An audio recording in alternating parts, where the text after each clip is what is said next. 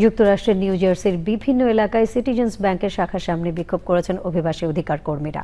তাদের দাবি, ব্যাংকটি যেন বেসরকারি কারাগার পরিচালনাকারী প্রতিষ্ঠানগুলোর সঙ্গে আর্থিক সম্পর্ক ছিন্ন করে, যেগুলো যুক্তরাষ্ট্রের অভিবাসন ও শুল্ক প্রয়োগকারী সংস্থার আটক কেন্দ্র পরিচালনা করে। নিউ জার্সি থেকে আরও জানাচ্ছেন সুব্রত চৌধুরী। ব্লুমফিল্ডে সিটিজেন্স ব্যাংকের একটি শাখার সামনে সকাল 11টায় সমবেত হন বিক্ষোভকারীরা।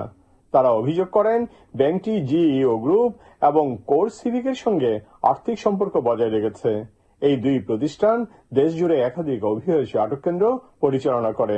জিইও গ্রুপ পরিচালিত ডিলানি হল আটক কেন্দ্রটি সাম্প্রতিক সপ্তাহগুলোতে ব্যাপক আলোচনায় এসেছে। সেখানে আটক ব্যক্তিদের অনশন এবং বিক্ষোভকারীদের সঙ্গে আইন শৃঙ্খলা রক্ষাকারী বাহিনীর উত্তেজনাপূর্ণ পরিস্থিতি সৃষ্টি হয়েছে। দে আইস সিটিজেন্স ব্যাংক কোয়ালিশনের নেতৃত্বে এই আন্দোলন পরিচালিত হচ্ছে। নিউ জার্সিতে স্থানীয় বিভিন্ন সংগঠনও এতে অংশ নিচ্ছে।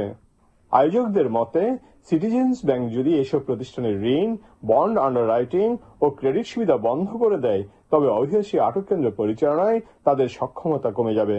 একই সঙ্গে তারা ব্যাংকের গ্রাহকদেরও অন্য ব্যাংকে হিসাব স্থানান্তরের আহ্বান জানিয়েছেন। ব্লুমফিল্ডের পাশাপাশি Montclair, Newark, South Orange, Verona, Maplewood, West Caldwell এলাকাতেও একই ধরনের বিক্ষোভের আয়োজন করা হয়েছে। সিটিজেন্স ব্যাংক এই বিষয়ে জানিয়েছে, অভিবাসন নীতি নির্ধারণ করা ব্যাংকের কাজ নয়। তারা আইন মেনে এবং নিজস্ব মানদণ্ড অনুসরণ করে গ্রাহকদের সেবা প্রদান করে। Subrata Chowdhury, channel I, new jersey, America.